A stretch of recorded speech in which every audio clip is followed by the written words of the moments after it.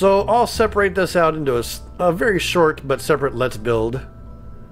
S-Days 9.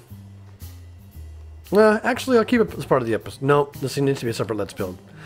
The S-Days rocket series is being redesigned since we no longer have the since we no longer have the parts limitation we did. Solid rocket boosters are gone. Nice knowing you, solid rocket boosters. For these particular missions, I don't need a materials bay because we're not actually landing. I'm bringing landing legs just in case I need to use them, but I'm not going to worry about it all that much.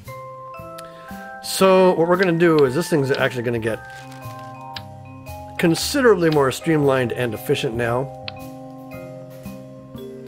Since we don't, like I said, we no longer have that parts limitation. Fuel. I need structurals. Okay, it is time to be introduced to asparagus staging. Those of you who have played the game a lot know exactly what I'm talking about. Those of you who are new or newer to Kerbal Space Program might be going, what is asparagus staging? Well, I'm going to show you. Asparagus staging is a particular kind of staging setup. Engines.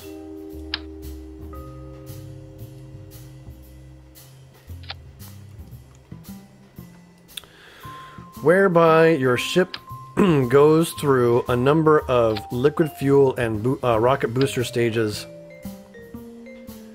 in a particular order. It looks a little something like this. Basically, what happens is instead of one engine firing off, all engines fire off at the same time, and then as the fuel lines run out, we get rid of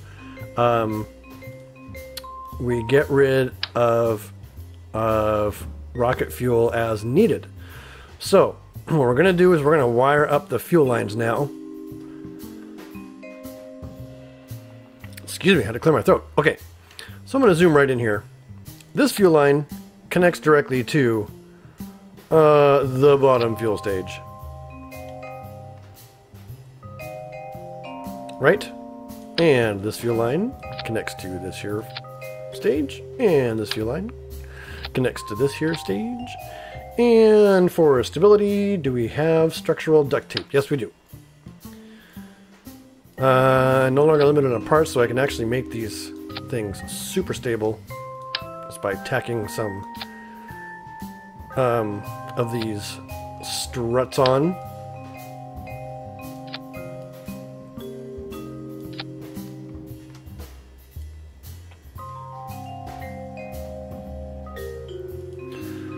Okay, this is S-Days 10.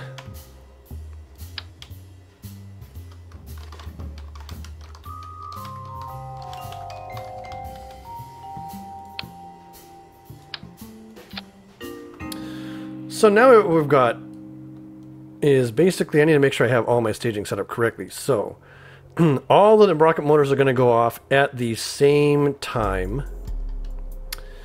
I am going to take out these two and actually add, for control reasons, the LVT-45.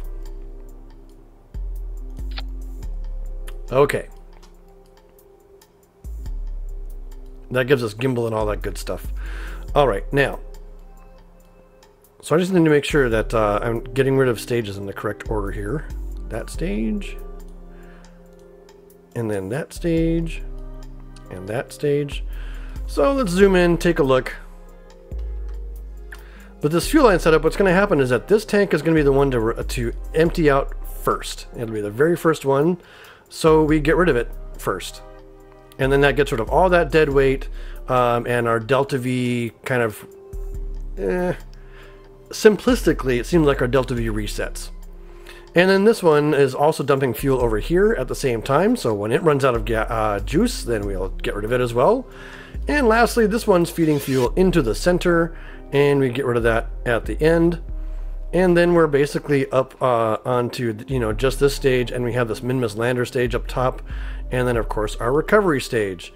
Now chances are I might not need to separate this at all because I'm going to have enough fuel coming back and everything that it won't be any sort of big deal. This is a pretty capable rocket. We do need, since we're actually hanging so many motors off now, I want a nice stack like this, holding this thing in place. Okay. So this is now S-Days 9. Once again, we have no limitation on parts. I'm just doing some temperature surveys. I'm not actually doing any landings, although I probably could and I probably should if I want to keep on getting more science. Do I want to land at one of those spots? I think one of those spots requires me to land. Well, if I do, then it's going to look like this. Science. Science. Grab the materials bay, two goo canisters, like so.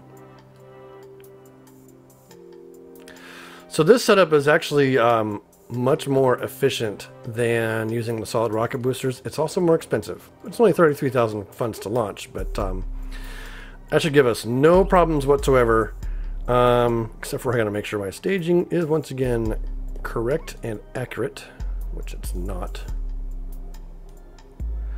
Okay, let's walk up the staging one last time here. All these engines are going, the decouplers are going, then those things decouple, then those things decouple, and then those things decouple, and then that guy decouples, and then yada yada yada. Alright. Alright. We still don't have action groups. Since I have the battery power, I should grab an antenna to send data back.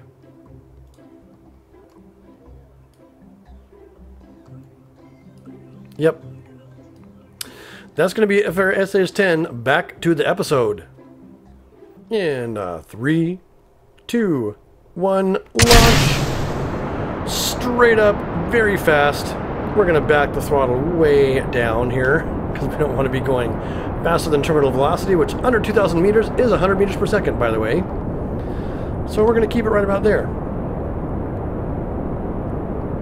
Let our guy gain some altitude before dumping up some speed, okay?